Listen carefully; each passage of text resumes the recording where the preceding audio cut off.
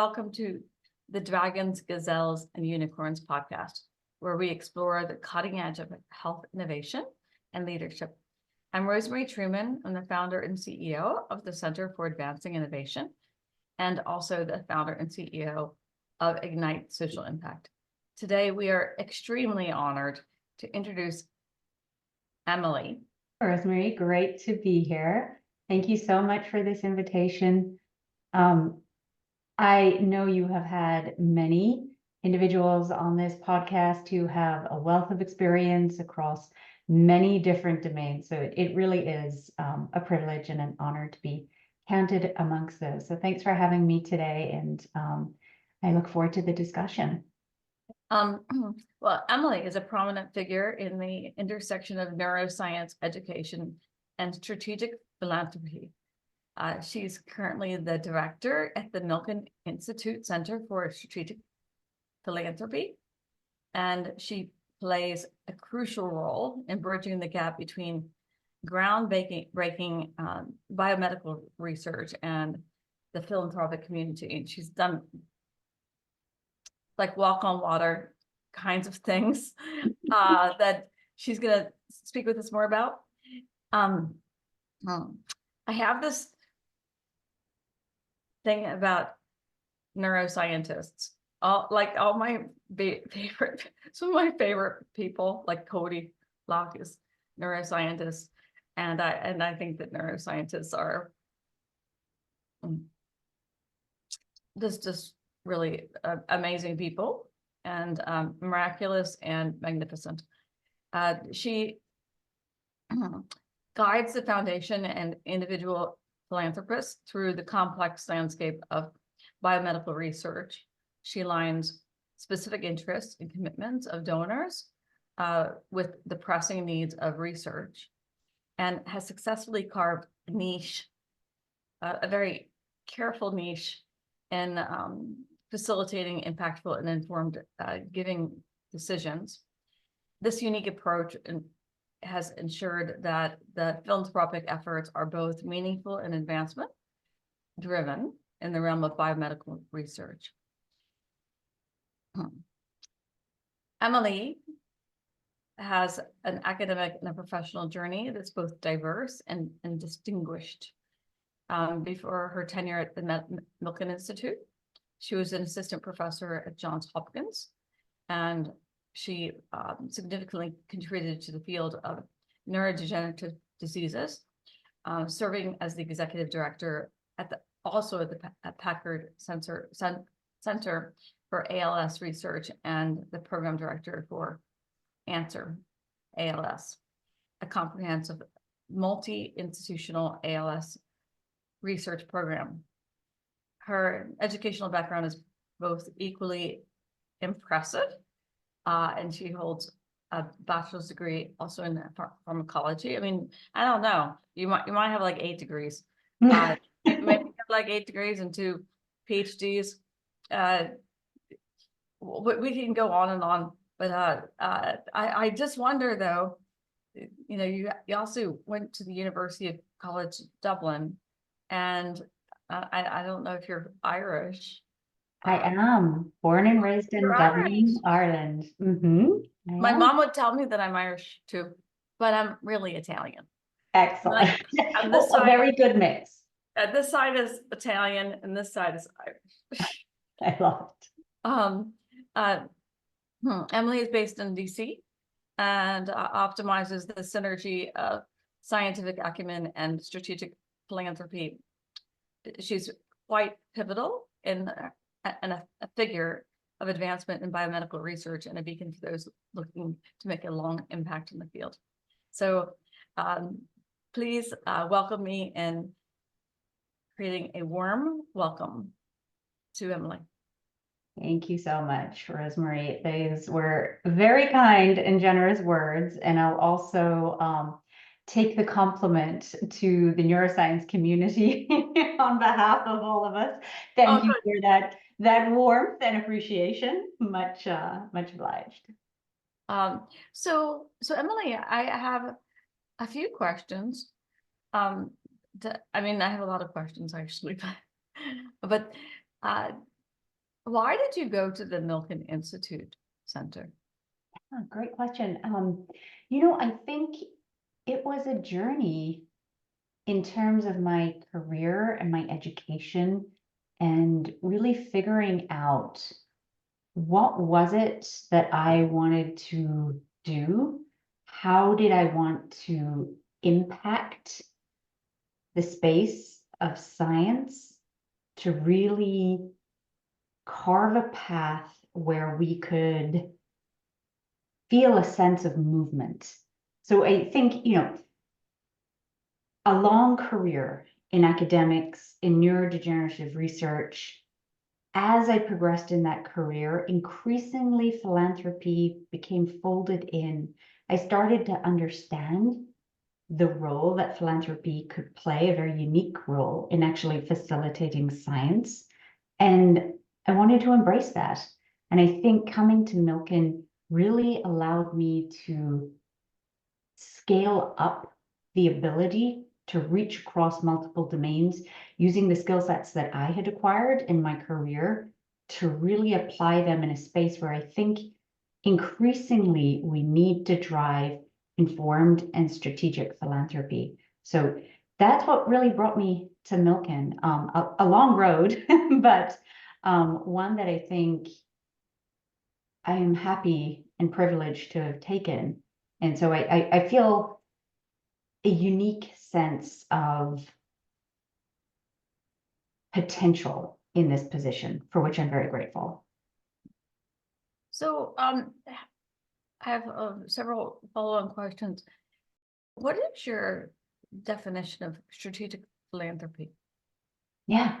So, I think that let's start with the philanthropist, right? Oftentimes, when a philanthropist decides that they want to make an impact in a particular space, oftentimes it's a personal association.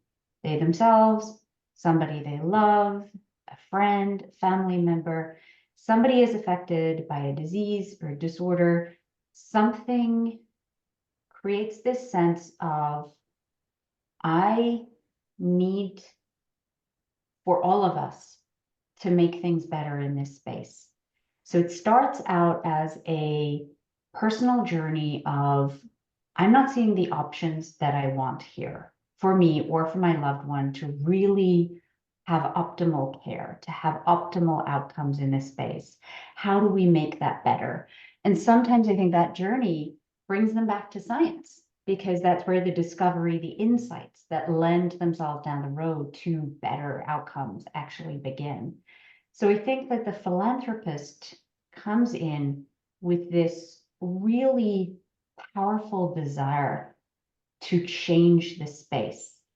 Now, they're bringing capital and resources with that.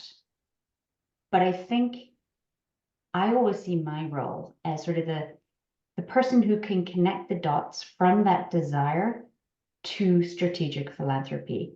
And strategic philanthropy meaning I have a background in science, I'm a trained neuroscientist. I can bring an objectivity and an evaluation to some of these fields so that together we can start to build that path from, what is your vision as a philanthropist? What do you want to change here? And then I can look in the other direction, look out into the field of science. What is going on in this particular area? And I think it's not always that I am certainly not going to be the expert in any particular given area. I'm leaning on my acquired skills as a neuroscientist, but we operate in multiple different areas where we have the right skills to appreciate everything that's going on, but we need to speak to the people who are in the trenches, doing the basic science, providing care, all the different facets that create an environment for better understanding and care and outcomes in this space. My job is to go in to speak to that array of specialists and really begin to understand the state of the science in any particular area, what are the things that are challenges in that area? Where are the roadblocks? And then to take a step back and say, how is philanthropy uniquely positioned to overcome some of these challenges? So I think there's a real merit in the agility that philanthropy can bring to the table. You know, it can fund in a way that the government or other organizations are not necessarily set up to do. And so I think strategic philanthropy is understanding in a very specific way what the opportunities are in a given area and matching that up to what does the philanthropist really want to achieve.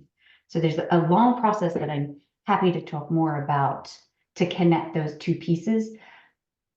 But I see my role as being in the center of that, really looking both ways, trying to understand what is the desire, how do we make that possible? What do you think is the future? So you every day look at strategic philanthropy, and I appreciate your wonderful wisdom that you provided on that topic, because it's we've not heard this on my podcast before, so it was really, really beautiful. The but what do you think is the future of it? Because I think that, so from what we encounter when we work with philanthropists, we do that as well with like the Walton family and Sherry Sobrato and so on. They're wonderful people, but many times I think that philanthropic people they feel that perhaps they're taken advantage of. Mm-hmm. But, and so how do you see the future laying out for strategic philanthropy? I mean, today's today, but what happens in 5 years from now? Yeah. Do you have a point of view? I do. I think I would start with the power of philanthropy. The National Science Foundation recently released a statistic that was, I think, something really enlightening to me. So, of basic science that happens in academic centers, nonprofit institutions across this country, about 44% of that basic research is funded by philanthropy.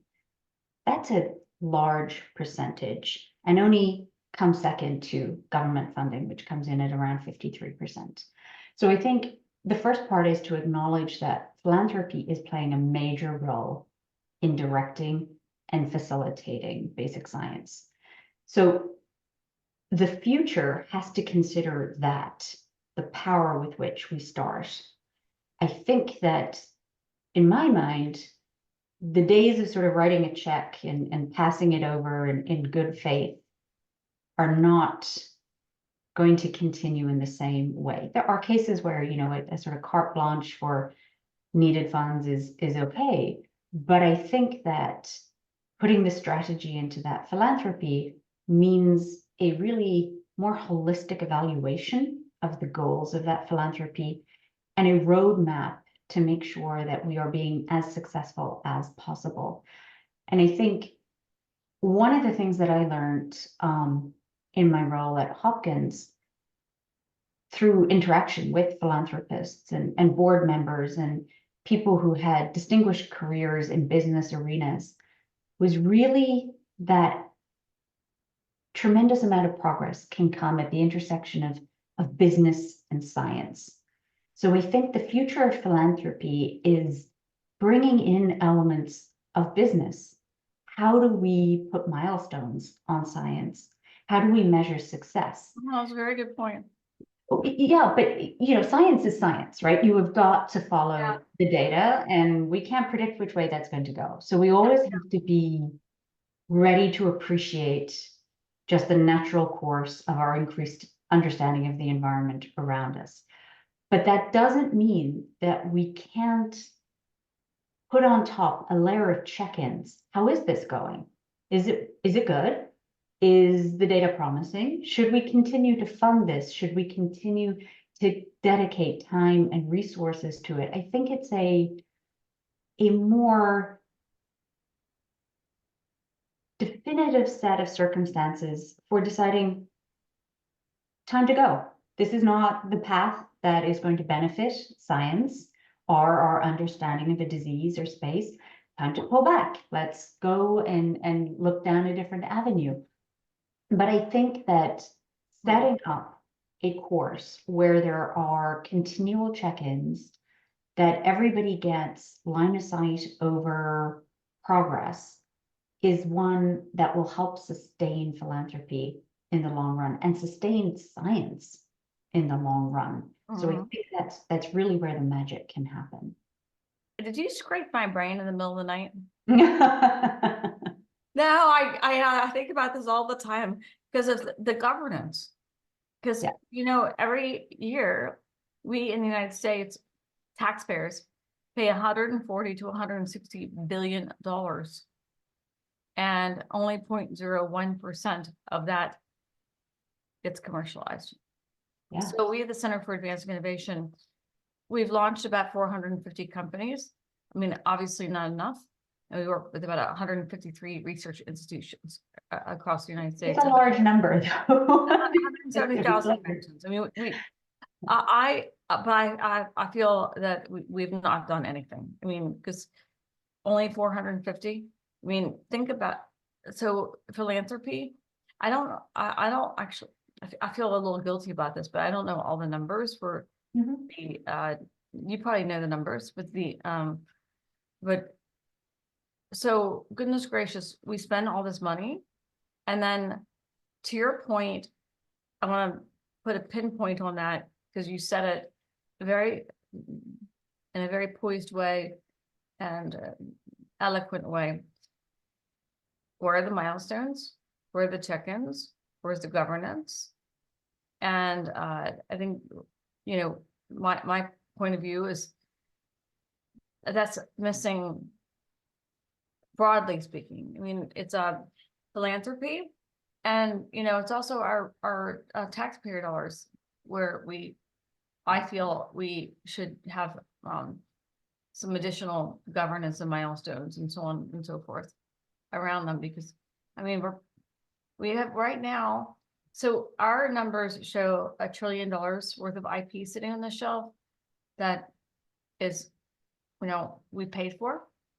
Another study, we were very conservative. Another study said 3 trillion. Wow. And so huge numbers, huge. Yeah. And then if we were to do a dive into philanthropy and the conversion rate of the money, I'm not going to put you on the point for this because I don't have the data for it, so I can't. But maybe you have the data for it. The how much have the philanthropists spent, and they didn't see the conversion, they didn't see the check-ins, they didn't see the milestones. So and to your point, when is it time to go? When is it time to pull back? When is it time to put more money in? And we see this a lot. One of my companies is called Ignite Social Impact. So I mean, it's all about putting money in to social impact organizations. And but I think you hit the nail on the head there, girlfriend. You did. You really did. I don't know what the conversion is. I suspect that there isn't a huge difference between that which is government funded versus philanthropy. I do think that philanthropy is uniquely suited for exploratory, high risk, potentially high reward projects. Mm. And I think that that can help de-risk it for other organizations that may not be as Good point. risk tolerant. So, you know, and maybe that shapes them up to have a better conversion rate, frankly, because Right. you know, if I think about a classic NIH grant that I would have Yeah. submitted in my past career, you know, you have to have a body of preliminary data that can be quite convincing that this is kind of going to work out. Like it's a solid investment. Mm. And that's great. And it supports multiple years of research along a line of inquiry that has a foundation. But I think we also need space for the brilliant, cutting edge, not sure if this is going to work out, but boy, if it did, it will be just incredible. That's the space where I feel like philanthropy can come in, harness that energy, harness that talent, support it, but in a way where, you know, we're not going to throw good money after bad. If it doesn't work out, that's okay, but cut your losses and turn your attention to something else. But at least you are allowing an acceleration of the process so you understand what's set up for success, what's not, and then where do you go from there. That brings a light to the space that I think really helps everything move forward. So, do you have a point of view on, you had mentioned, which I really appreciate, you talked about essentially multidisciplinary areas and, you know, holistic evaluation. You know, you said, I said, what's in the future? And you said, you're saying that like business and science really need to coincide. Do you think that are there silos? What's your opinion about what's happening that you feel that is beneficial? And then what do you, and where do you see examples of that? And then where do you see, you know, kind of silos in that area? Yeah. So I think I was fortunate to really get a grounding and an education in this through my work at the Packard Center. So the Packard Center is under the umbrella of Johns Hopkins, and it was set up specifically to facilitate research, groundbreaking research in ALS, which is this devastating neurological disease. It was positioned so that it could fund research, not just at Hopkins, but at multiple institutions across the US, meaning how do we begin to bring people together to think about what this field really needs to move it forward, because it is such a devastating illness, that wherever the talent and the insights may lie to answer some of those really important questions, we can bring it together. And so this, you know, before it was even really a term, the center was established about 24 years ago. Before the term open science and the concept of multi-center collaboratives were really even a thing, these were the principles upon which the Packard Center was founded. And I think that that has really helped me to appreciate the power of working in multi-institutional, multidisciplinary environments where you're leaving behind the siloed research and moving towards whatever it is that we need to address this question, we bring together. And that may not be served by a single institute, a single lab, but it will be served if we have the ability to take talent, take insights from wherever they emerge and bring it together. So I think the future is leaning away from how the sort of classic scientific environment has been set up, right? In my training, it was about you publish, you perish, you get funded, you don't. You know, it's very much the career driven, you must meet these milestones in order to get tenure, in order to have an established career. And I think the field as a whole is really thinking, how do we veer away from that? Because it's not particularly healthy for any of the scientists involved, but it's not good for advancing the science itself. And so you're seeing more and more of these organizations and programs that are standing up to really rise above the level of any particular lab or institution and address the questions that need to be addressed. So I think Answer ALS was probably one of those particular programs. This is one that was inspired by Team Gleason. And for some of your NFL fans out there, Steve Gleason was a player on the New Orleans Saints who, at the peak of his career, found out he had ALS, but was really a remarkable individual in trying to push the field forward. So bringing everybody together, the most prominent clinicians and scientists, and asking them, how do you work towards a goal? How do you create answers and new options for people like me? What do you need to do that? And the answer to that was really designed and coordinated by a number of folks was Answer ALS. It's a large scale research organization that looks across many different centers, 1,000 different people living with ALS to understand the disease at a deeper level.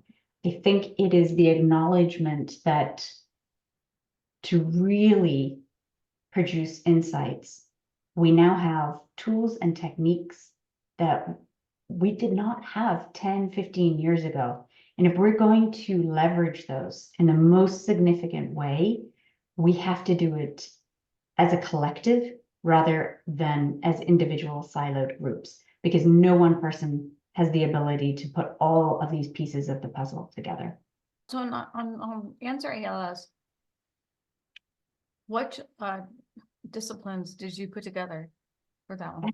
Yeah, so it was intriguing because I'll just say the background is you are trying to understand ALS in a different way. So when a person is diagnosed with ALS, there's very little that their clinician can tell them about what to expect in terms of actual rate of progression or final, disease trajectory. Each individual goes on their own journey. And as we know, it can, be from 18 months to 3 years in terms of lifespan. It's very difficult to predict exactly how their particular disease course will go. It's also very difficult to say what, if any, of the therapeutics out there will be most effective for them. And, just to be clear, the therapeutics that are out there aren't particularly effective. But the goal is, if we can understand that there are maybe different types of ALS, that we just don't have the ability to really recognize what they are right now. But if we did, well, then we would be able to better position each of those individuals in perhaps the right clinical trial for them. Because oftentimes what you see now is that clinical trials are run, they enroll from a group of ALS participants, and there are varying outcomes. So the trial itself is not necessarily a success, but sometimes there are subsets of individuals within that population of trial participants who did seem to have a response, but it's not statistically significant. It doesn't give anybody enough confidence to move forward. But what if you had a way of understanding upfront how these different individuals who are coming to the trial may potentially respond to the therapeutic that's being tested. If you could subgroup those individuals, then you might be able to get closer to what is known as precision medicine, to pairing the right treatment to the person who it's ideally suited for. So I think what the program is really trying to do is build a solid clinical and biological overview of each individual, so that you can begin to say, oh yeah, you know, there's something unique in that person's blood, brain, spinal cord, genetics that allows us to predict how they are going to respond to a particular therapy. So a biomarker search, an overall understanding of how the disease is going to unfold. So to do that, you have to have an array of different techniques to ask the right questions, right?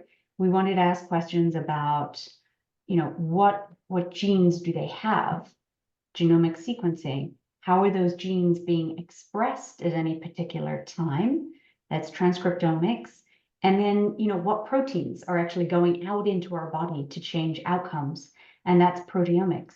Those are very different areas of biology and of science. They require very distinct skill sets and years of training to get to that point.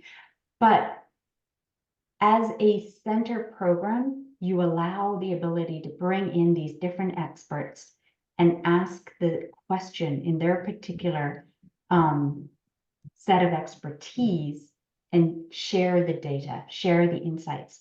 So now all of a sudden, you're not just looking across one particular line of data, but you've opened up an array of data and information, big data, data that allows us to mine insights and new lines of inquiry like we have not had the ability to do before. And I think that's really exciting, and it's sort of where science is now. We have the ability to ask questions that we did not before, but we are also generating data, and the quantity of data that is unprecedented, and we need to know how to handle that.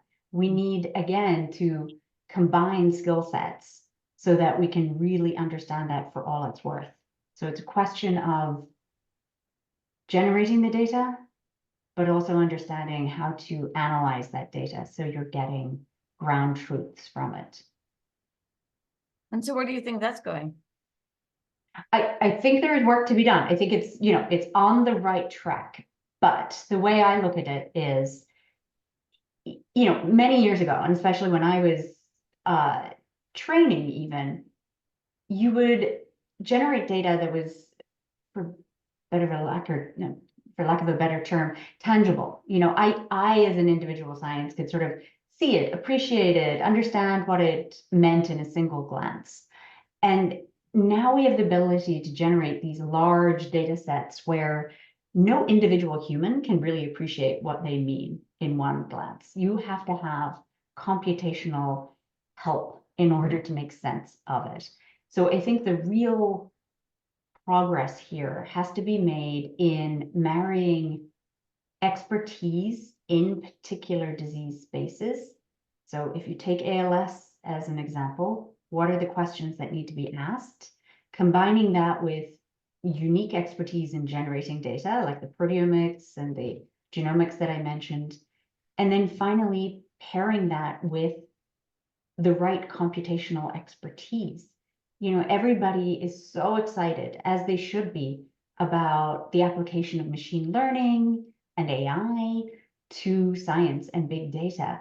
But we have to really make sure that we are equipping our AI friends and our computational biologists with the right skills to know the material that they're diving into.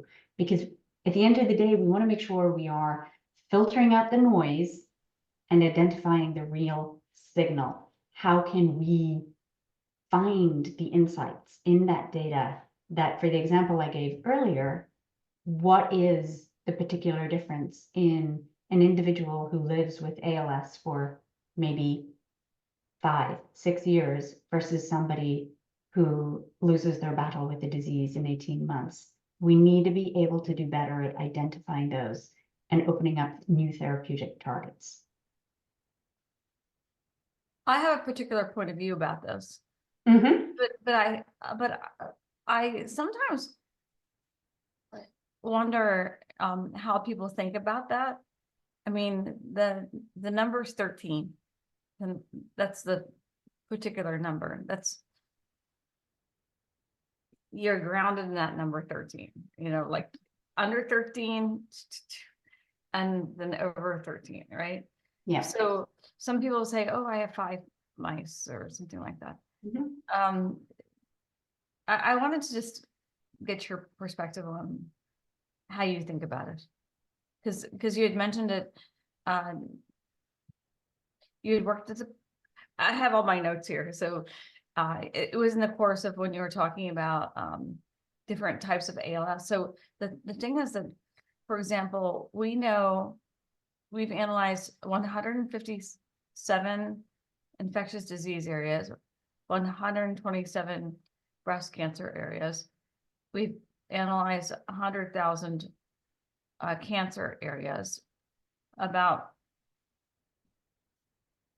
if Cody was on the phone, he could correct me if I'm wrong, but about 50,000 neuroscience areas.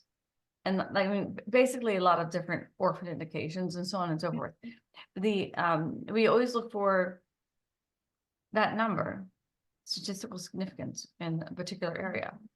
And I'm wondering how you think about it. Yeah.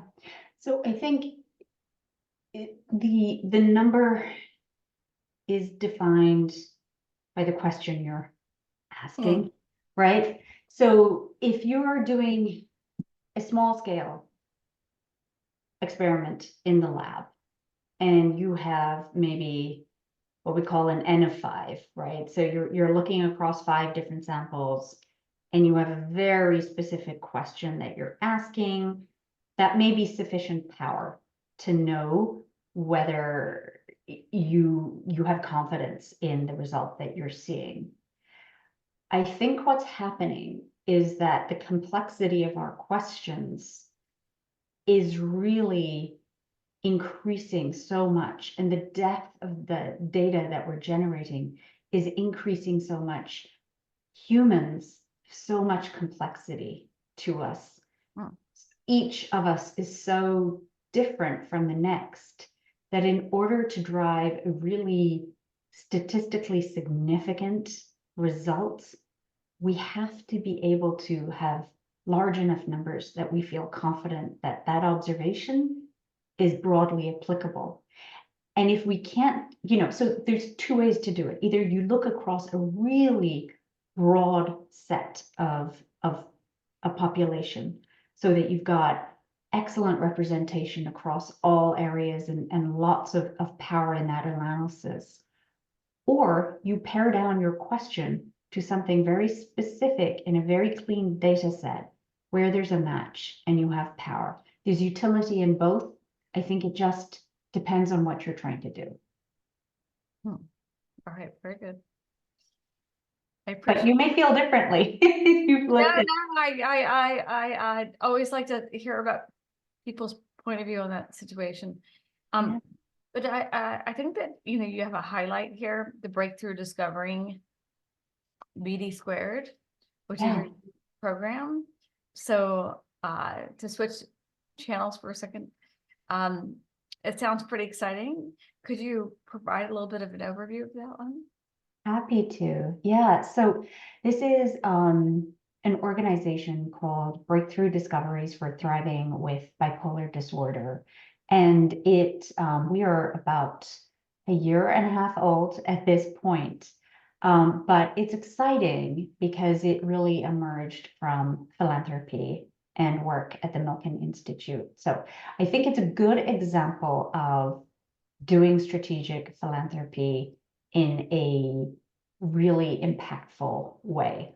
So at the Milken Institute, I work in a group that's called Spark. So Science Philanthropy Accelerator for collaboration and research. And the fun part here is that we never really know who's going to walk through the door as a philanthropist and what area they're going to be interested in. But it so happened in this particular case that we had multiple family foundations that came within a certain period of time and were all interested in really moving the needle forward on bipolar disorder, our understanding of the disorder, and how we could promote better care in as short a time frame as possible. So I had mentioned at the start of our conversation that oftentimes the first step in doing this is really looking at where is the state of the science, where are the roadblocks, how can we manage to overcome some of those. So that's what our group did. They spent a long time really looking across, talking to all the key opinion leaders in the field, understanding those challenges. One of the main things that emerged was that, believe it or not, bipolar disorder did not actually have an organization that was focused on funding bipolar disorder research. And so we heard from a lot of people that, well, I'd love to spend more time researching bipolar disorder, but I just don't have the funding to do that. I'm working here on schizophrenia and other major mental health illnesses, and I do what I can with bipolar disorder. So at that point, we realized, well, what this field needs is actually its own organization. That's not always the answer, but in this case it was. And it was made feasible by the fact that we had 3 different funders come together. So within the Milken Institute, we were able to actually facilitate this separate organization. So it's the Brin Family Foundation, the Danton Family Foundation, and the Bezuki Family Foundation all came together to make this organization a reality. Then we set to work on really what is the roadmap for this organization to change the state of care and outcomes in bipolar disorder. That emerged from a long period of work with key opinion leaders in the field to understand that more collaboration, more accelerated work focused on understanding what treatment care paradigms work, what may be less successful, really understanding how they come together to form a better care environment for people with bipolar disorder.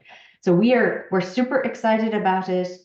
We basically have closed our first year of funding and contributed to 20% of the funds that were available for bipolar disorder research in that time period. So it's only year 1, but we're happy that we've already had something of an impact. That's very excellent progress. And what were the foundations again that were? The Sergey Brin Family Foundation, the Danton Family Foundation, and the Bezuki Family Foundation. Is there anything else you'd like to share about that? About how you decided to go into strategic philanthropy? Because it's not necessarily, it's kind of nuanced. It is. And for me, it was, I think it's a fairly natural road. It doesn't sound like it could be, but I think once I moved to Hopkins, as I worked on my postdoc, I think that's when I initially had exposure to philanthropists. So, in the lab, every so often we'd have potential philanthropists come in, and I really enjoyed talking to them. I sort of became the go-to person to give them the lab tour, tell them a little bit about the work we were doing, where we thought the next, big step forwards were going to be. And I think it was in those initial conversations, really having the opportunity to understand just how devoted to a particular space a philanthropist could be, just how hungry for information they were, and how willing they were to support if they could do it in a way that they really felt empowered to support at that cutting edge. And I don't think that ever left me. And I think it's one of the reasons why, increasingly as I went through my career, I understood the power of that contribution. And when I started to work with Answer ALS, I was very fortunate to again have the opportunity to work with people who just their desire to make an impact in this space, their dedication to making that happen was just incredible. And that, I think, becomes a privilege for any scientist to steward that enthusiasm, to make sure that you are connecting them with the right information, the right resources to really move it forward. And I think coming from Answer, my move to Milken was really to continue that, but to open it up beyond, ALS, to look at different domains of research and do this at scale, if you will. Mm. So, Emily, you have provided quite a lot of wisdom and insights, and I'm very grateful for that. So if you were to advise someone about how to get into strategic philanthropy, what would you say? Yeah, I think the first step is to really familiarize yourself with, the philanthropy around you. Where are the things that you care about? If you're a scientist, what are you working on right now? What are the philanthropic associations that help fund your work? And to reach out to them, to really understand how they work, where their funding is coming from, who's behind those organizations. That can oftentimes be a really great way of beginning to understand the space. And then, think about, are these the things that really motivate you? It's a lot about the human connection. I do really believe that philanthropy starts with that connection to the heart and wanting to change outcomes for people. Oftentimes, a philanthropist can recognize that while the science is not there and while the medicine is not there to support them or their loved one right now in the way that they would hope it could, in 10 years, in 15 years, it might be, and they're on a mission to help that be possible.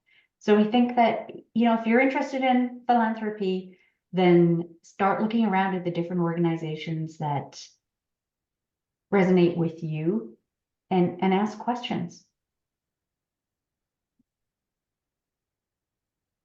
I want to pinpoint something that I think is a pillar of this conversation.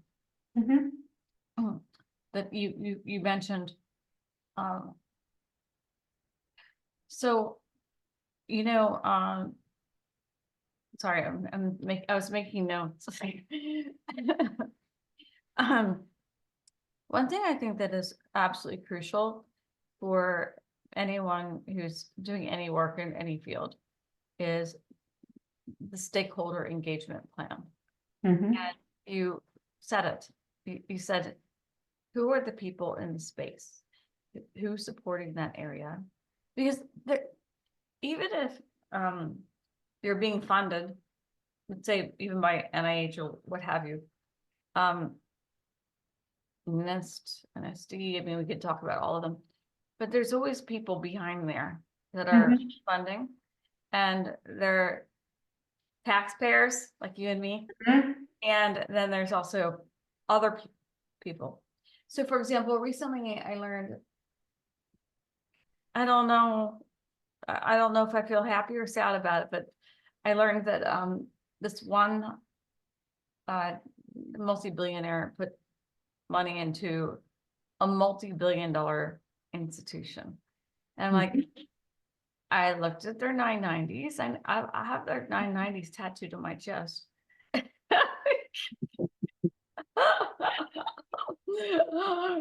That's the commitment. Oh, goodness gracious. I have to do my own 990s. So I have to have those tattooed on my chest too. Yeah. But I don't have any tats. I'm just teasing.